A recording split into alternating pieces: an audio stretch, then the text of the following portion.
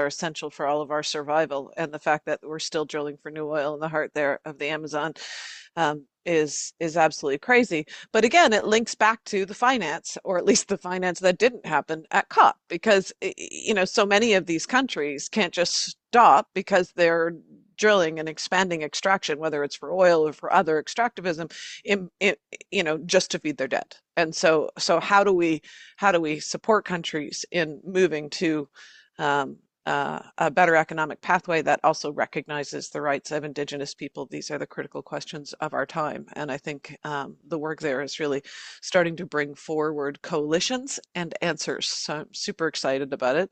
I want to turn back now to COP and bring Amy into the conversation. COP29, there were many leaders noticeably absent from COP29. But the fossil fuel industry was there, that's for sure. Some of the analysis that was released showed that there were fossil fuel industry lobbyists, representatives more representatives from the fossil fuel industry than the entire 10 impacted countries. Amy, your recent work has focused on understanding the ways in which the UN climate negotiations process was set up in the first place, and how that's having a lasting impact on stalling progress. Can you explain what you've been learning and some of the outcomes from your recent research that you released? Yes. Yeah. Can you hear me okay? We can. You can. Okay. The thing I've been looking into recently is this little group that started actually as part of UNEP in the 70s. At the time, it was called the International Petroleum Industry Environmental Conservation Association, IPECA. Now it just goes by IPECA. But they started out really early, within UNEP as a sort of a voice for industry within UNEP to talk about global issues. And they talked about things like response to oil spills and making refineries safer and things like that. But it quickly became sort of a coordinating hub for talking about climate policy. And it became a mechanism for industry to infiltrate the IPCC process really early on, and to infiltrate COP really, really early on. So the idea that the COP process has ever not been influenced by the fossil fuel industry is just not true. There's no evidence for that. There's a lot of evidence to the contrary.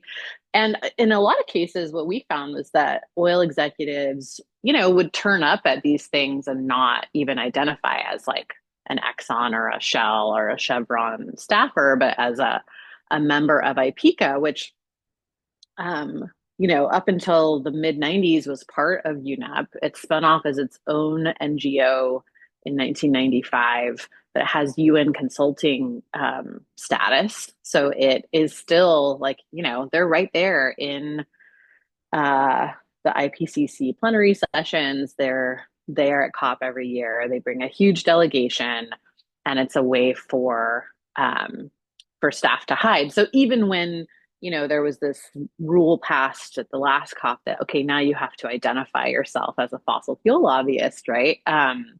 There's still the number is high, and it's probably actually more than that of fossil fuel lobbyists at COP.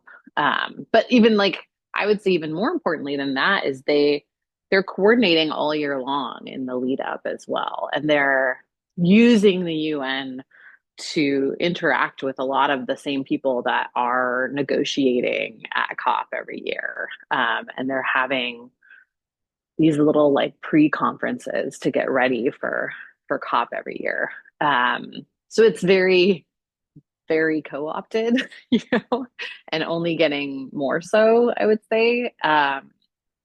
And, just to Andres's point earlier, and yours about, continued drilling in the Amazon, the result of that is that in this bizarre way, we've left a lot of countries with no option but to pay for climate adaptation with fossil fuel money, which is nuts. It's a completely bizarre turn of events. But yeah, that's where we are. So, I don't know. Whenever I talk about this with people and, suggest, hey, could we maybe like not allow them at the next one? I don't know, just spitballing. Um, People act like that's a radical idea that like, oh, well, you need the industry there or else you're not going to get anything done. And they're the ones that have all the money and the expertise and the this and that. But the reality is we've actually never tried it. We've never actually tried it without them. And I don't think anyone can look at the last, several decades of COPs and say that the success rate is getting better. Um, you know? So, like, could we just try it once, maybe? I don't know. Yeah, Yeah. yeah. It's so fascinating. And when we first started working on the fossil fuel treaty now, gosh, 4 or 5 years ago, um, you may remember I did this TED talk where I talked about how the words don't even appear, oil, gas, and coal. Actually, our first campaign as a treaty initiative in Glasgow was it's time to say the F words at COP. And So good. a lot of people are constantly coming to me saying, how is this possible that the actual three products that are responsible for 86% of the emissions trapped in our atmosphere are invisible in these Yeah. processes. It's not a mistake. It's a plan, and it's not just a plan in the international negotiations process. It's a plan domestically. It's a plan in Canada. It's a plan in the U.S. It's the plan of the fossil fuel industry. And now, of course, we're starting to see these documents come out around. Let's look at what the tobacco industry has done and how do we make it the responsibility of people who use fossil fuels to feel Right. guilty for their use, and we're just meeting demand. We're just this neutral party out here meeting demand. And it keeps popping into my head this like these companies are not going to negotiate their own decline, right? Correct. they're the Yes. they're the most And they are profitable not going, companies on earth, yeah, right? Like, yeah, 2.8, what is it? $2.8 billion every day for the last 50 years. That's what it was. $2.8 billion in pure profits every day for the last 50 years. And they yeah. still, sure, renewables are cheaper, but they still stand to make a lot of money. And that's why government regulation and government intervening is so important. And that's also why it's so important that they're not at the table. Like, it's not like we had the tobacco industry at the table when we negotiated, No. tobacco convention. Well, and the reality is they've been at the table, and what they've done with that seat and that access is like flip the table over and like flip us all off. You know? So Yeah. I don't know why we keep inviting them back. And this idea that they're gonna respond to market mechanisms is like it's not we have a lot of evidence that shows otherwise. Even what they're doing right now with LNG, they're very much pushing overproduction of LNG to drive the price down because they know that certain markets are what they call price sensitive, right? So they're constantly gaming this whole supply demand thing. Sure. And with And I don't petrochemicals, understand. they're And manufacturing more and more exactly. demand. And Yes. yeah, no, it's pretty clear that there's a plan to just try and get at to be the last barrel sold. To Right. who's gonna be able to do this. And I don't know if you saw it, but there was an article, an op-ed last week in the Toronto Star by the former Environment Minister Catherine McKenna. And if people haven't seen it, I'll put a link in the chat. If people haven't seen it, take a look at it because it was quite astounding. She says outright, they lied to us, and I bought it. They said they were going to decouple emissions from production, and we just had to focus on emission, not production. And Oh, that wow. and all these promises about carbon capture and storage, which of course haven't Right. come to effect, and that the market again will just constrain supply. The market's so distorted, Yeah. right, by fossil fuel subsidies, et cetera. But I think Yeah. the former minister's op-ed is quite telling because I think it's exactly what's happening around the world. She says, I was lied to, and Yeah. now I know that this was their plan. And so I thought that was really interesting. Turning south of the border from Canada, President-elect Trump promised to once again remove the United States from the Paris Agreement to expand fossil fuel extraction at home. So I know it's a huge question, but I'm sure you've been asked it a million times in the last month. What, in your view, can we expect to see from the Trump administration? What effect do you think this will have on multilateral negotiations and, of course, on energy policy domestically in the US? And I think most importantly, how can governments and civil society prepare for these threats? Yeah, yeah. Well, one thing I like to point out, people don't like it very much, but I don't stop doing it, is that, oil and gas production went up from Trump to Biden. Um, so like the US is a problem at the moment, no matter who's in charge, the US is a problem. And the biggest part of that problem, I would say, is the total government capture of that the fossil fuel companies have managed to achieve. I think that of course Trump will pull out of Paris. I actually, it's getting to the point now where this constant back and forth isn't great for the oil companies. So it'll be interesting to see actually what happens there. Like, it got a lot of press that at Baku, Exxon's CEO was saying, like, no, don't pull us out of Paris. That's mostly because the industry is in the process of, I've been talking about this a lot, that like they're doing a transition. It's just not the one that we want. Their transition is all about carbon capture and LNG. And being part of Paris and keeping certain aspects of the Inflation Reduction Act help to continue to make carbon capture lucrative to them. What people, I think, need to understand is that carbon capture really, at its core, is a fossil fuel production hack that's been rebranded as a climate solution. 70 to 80% of captured carbon is injected underground to get more oil out. That is the main thing that the industry wants to do with it. And they need that because they do actually have dwindling reserves in some oil fields, and they need to be able to get as much oil out as they can. And they need another product to make money off of. Captured carbon, turns out turning carbon into a commodity is a really great business plan for them. So, I expect that we'll see, continued boom around carbon capture. Something I feel like has been missed a little bit is the extent to which that is also extending the life of ethanol. So, I was talking to a reporter in Colombia recently, and he's like, oh, carbon capture is not really happening in Latin America. Actually, it is.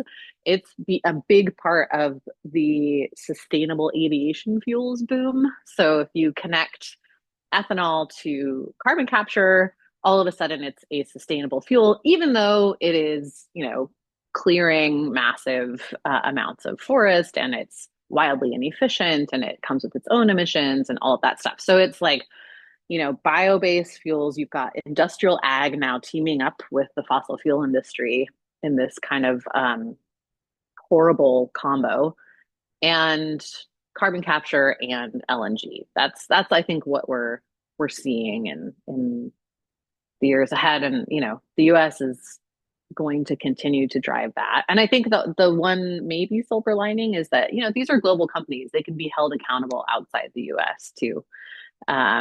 So there's some interest in, the role that litigation outside the US might play in like reining some of this in. But yeah, it's not good. It's not a not a sunny The understatement of the day. It's not good. It's not good. Okay, Yeah. I want to bring Zoe, if you can bring all of our panelists forward. We've got a bunch of questions in the chat. I'm going to try and get through a couple of them before we leave you. I'm going to start at the bottom here. There's a couple for you, Amy. I'm going to throw them all out. You can address which ones you want to, and then I'm going to come to Tasneem and Andreas to talk about some of the finance and next steps on the treaty and what civil society can do to strengthen the next COP. So for Amy, someone recently told me it would be hard to ban fossil fuel lobbyists from COP because countries bring them in their delegations, and the UNFCCC doesn't have a lot of control over who countries want to bring. Yep, Would that's banning true. IPCA partially address this? And then secondly, and Tasneem, you may have thoughts on that as well, given your long history with the UNFCCC process. And then there's also a question, so what's the way that people can start to take power away from these fossil fuel industry groups that infiltrate COPs beyond what's currently happening? Or is it less about challenging and more about actually building stronger alternative international policy spaces with some teeth? Ooh, I have an answer to that. That's a great one. And maybe I'll just also put out there, there's a lot of questions around how the monetary system and finance supports um, our current struggle, and what kind of alternatives could exist, what kind of financial reforms. And this is an exciting area right now. There's from Bridgetown to some of the detailed proposals that the expert working group on the fossil fuel treaty, all finance experts from the global south are starting to develop. There are a lot of new proposals out there that are really critical for financial architecture. So let's talk about COP. Let's talk about how we can get the fossil fuel industry out, and also financial architecture. I'll go to you first, Amy. Totally, absolutely correct. Even at, people often point to the 1972 Stockholm Convention that, UNEP was created out of as like the one and only example of not having industry there. The US had them as part of their delegation. Like we're a problem. And I We're not think alone. I think Canada had 10 yeah, oil Canada did industries. too. That's true. I mean, Maurice Strong was an oil guy, like it's like, so yes, I think that's true. I do think actually that I mean, whew, bold thing to say, but stripping IPCA of its NGO status would like put them on the back foot for a year at least, buy some time, probably reduce the number of lobbyists. Another, I talked to Christiana Figueres last year about this, and she was like, well, even if you got them out of COP, like they've captured the governments that are there negotiating, right? So it's like this multi-layered thing. But I don't know. I feel like we have to start. You have to start somewhere. Um, Yeah. and even at even though they were there at Stockholm, actually, like you see this huge mobilization post Stockholm within the industry because it actually really freaked them out that they weren't officially allowed to be there, that they were not officially invited, that there was this discussion happening about stuff that would impact their industry that they were not officially invited to. So it is a threat to do that.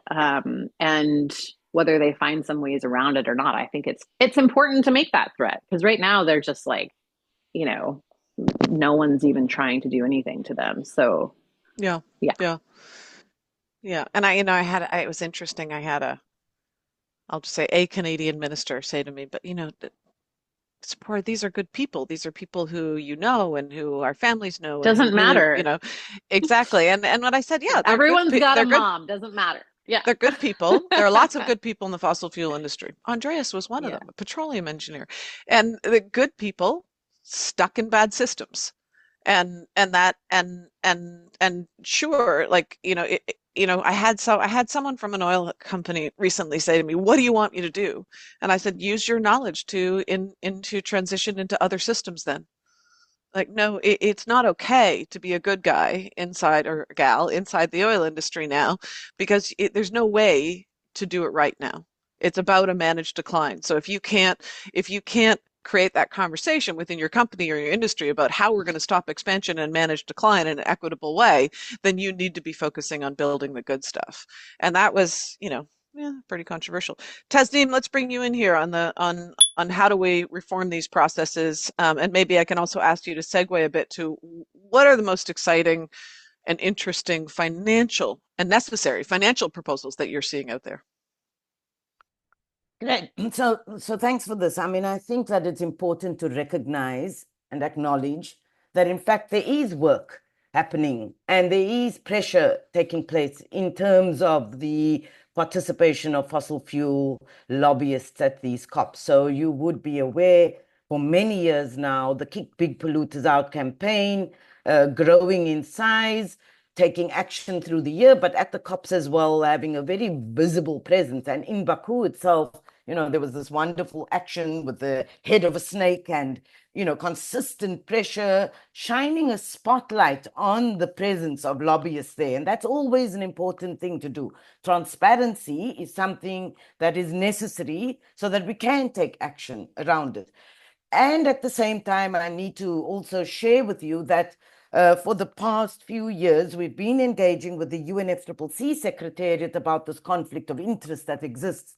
And so, Amy, this rule that was changed, which is really a minimal step forward about people declaring who they're representing, that was a tiny little victory because of our work inside the process itself. The biggest outcome we'd like to do this, so this was a tiny step. What we've been pushing the Secretariat to help us do is get parties to agree on a conflict of interest policy. This is where we are becoming a bit stuck, because to change that system, the parties themselves would need to do this. And as you said, the party themselves are complicit in most instances. So this takes a lot of hard work. We will have to work with parties, maybe the fossil fuel treaties champions and those who have endorsed could be the champions for a conflict of interest policy within the UNFCCC Secretariat. And let's hope that's when the banning starts happening, right? So there's work to be done. Secondly, I think it's going to be important just to, again, say, pivoting back to the finance story, as I said, the fight's not over. And, next year, it's going to be the anniversary of Jubilee. And this next year will be very much focused on debt. And as you said, Zipporah, many global South countries are caught in this cycle of debt and continue with production so that they can service their debts. And that's another important opportunity for us to hook back into the finance fight itself. As you know, this big fight this year that the movements actually escalated around is about the climate debt owed by rich nations to the global South, and we put forward a big figure of 5 trillion. I must say that I also want to believe that that kind of flank of ambition that we put forward as movements across the world demanding this 5 trillion probably contributed somewhat to the fact that, many of the developing countries stepped up a little bit in terms of their own demands around finance and started talking about trillions rather than the original billions, although, of course, developed countries didn't. So certainly for next year, we'll continue with that escalation. And in next year, the connection between climate finance and the just transition has to be made super explicit.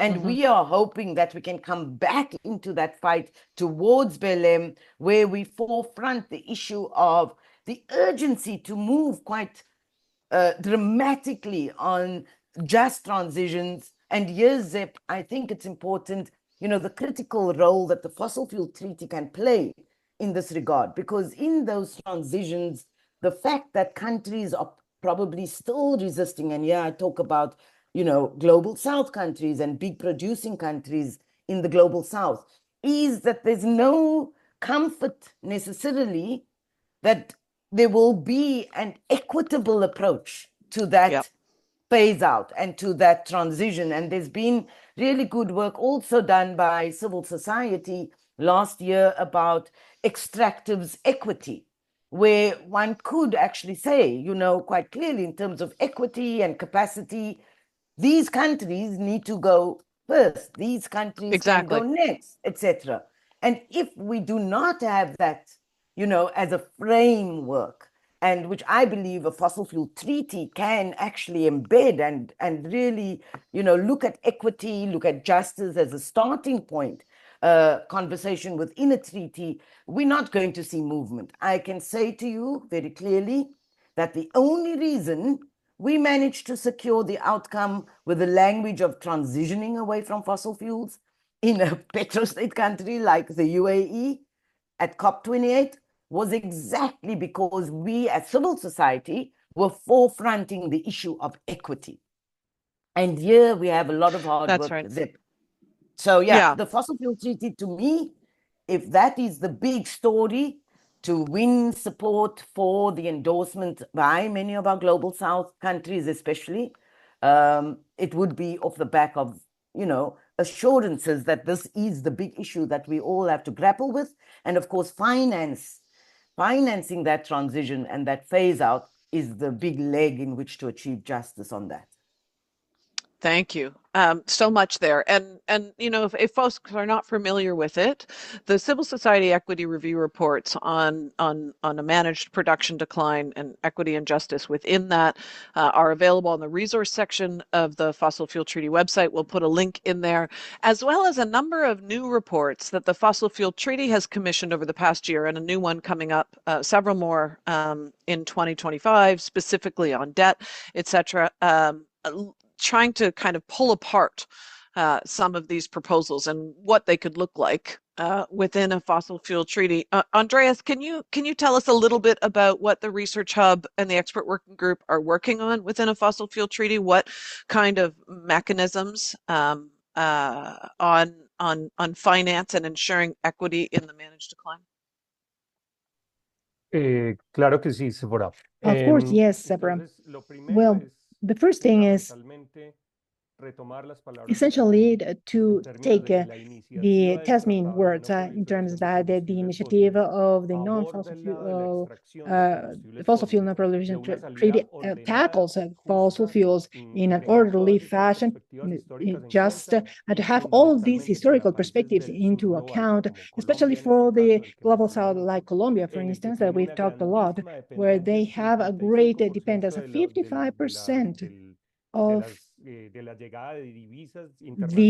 international money comes because of the sale of oil outside. And we have little oil. We're still, as a country and as a region, we are in this pathway of increasing the debt. And that debt becomes also a possibility of not taking any actions to mitigate the damages in countries like that.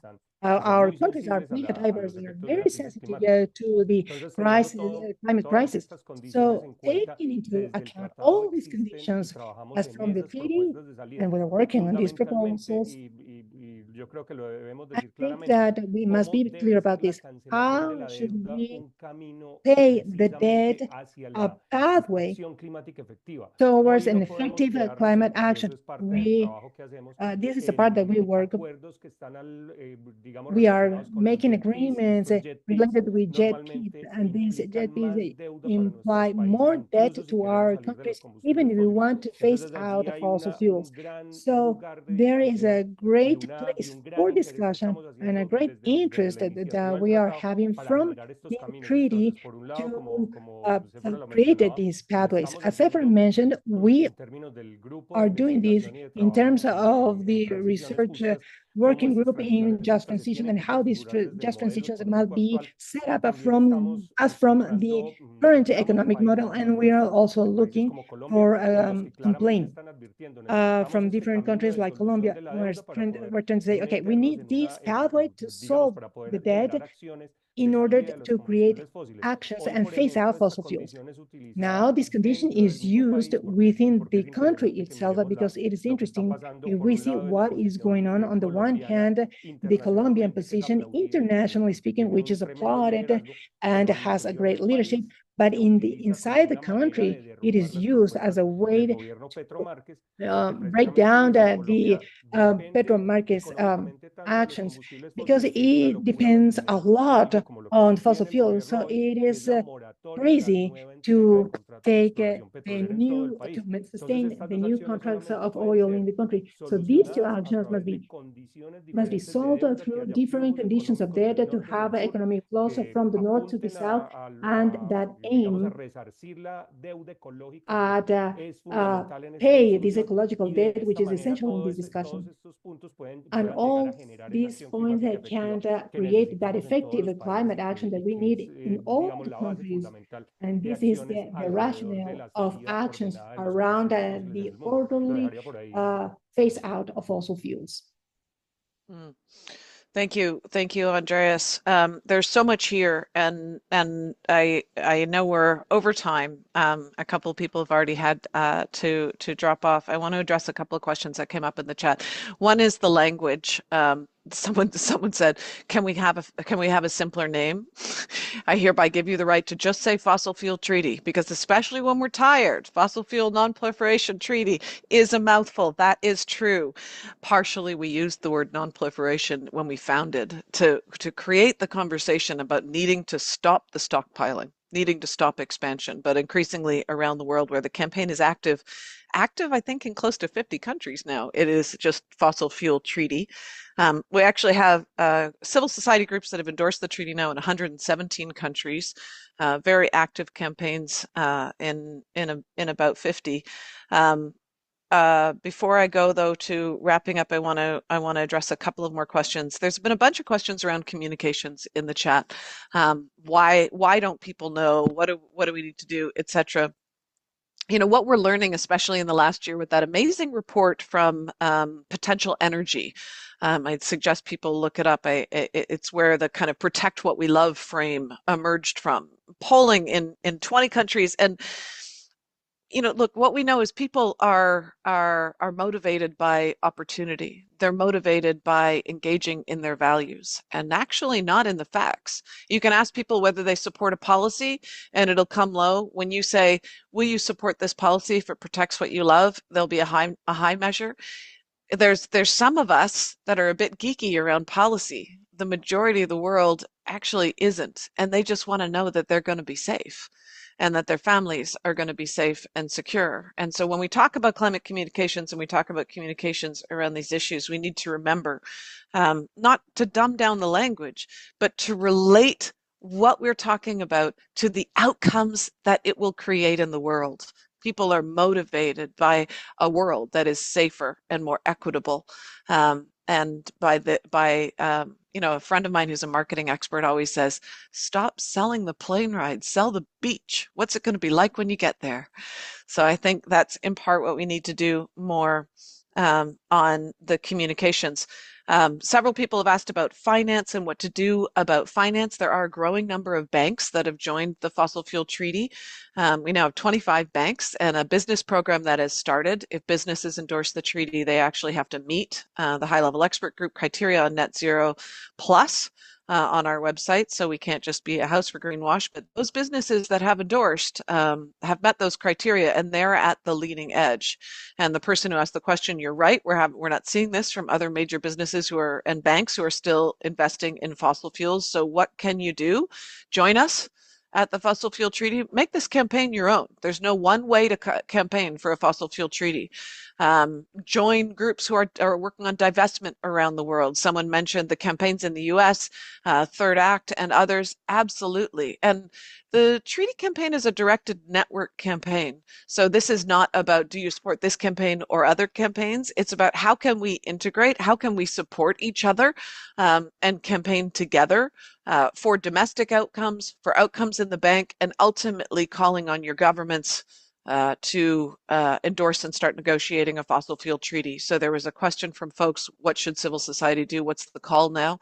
Our call is to get your governments to endorse a fossil fuel treaty, to build up the campaign and awareness about the need for an equitable phase out of fossil fuels and for governments to show leadership on that, because those campaigns, like we're seeing in Colombia and across Amazonian region now, is what's going to give our governments the political space and the social license to do the right thing. They need to know and hear and see an active debate and that there's going to be support for them doing the right thing. As we go into the holidays, I want to say that, you know, what's giving me hope and inspiration right now is the strength and diversity of this movement. Sure, we didn't see what we needed to see in COP, but I think having, from someone who's been at this for over 30 years now, as many of you have on the screen too, we're starting to have the right conversation. You know, we didn't even have a conversation about fossil fuels. The strength of this movement was not in about talking about equity and justice as it connected to electrification and carbons in the atmosphere. The conversation now is more complex. It's pointing the fingers at the right issues, and the diversity of this work. The faith leaders, the health leaders, the justice advocates, the frontline community members that have come together. Well, in fact, that's part of why we created the Fossil Fuel Treaty, not just because we need a new international mechanism and cooperation, which we do, but because we need to be greater than the sum of our parts.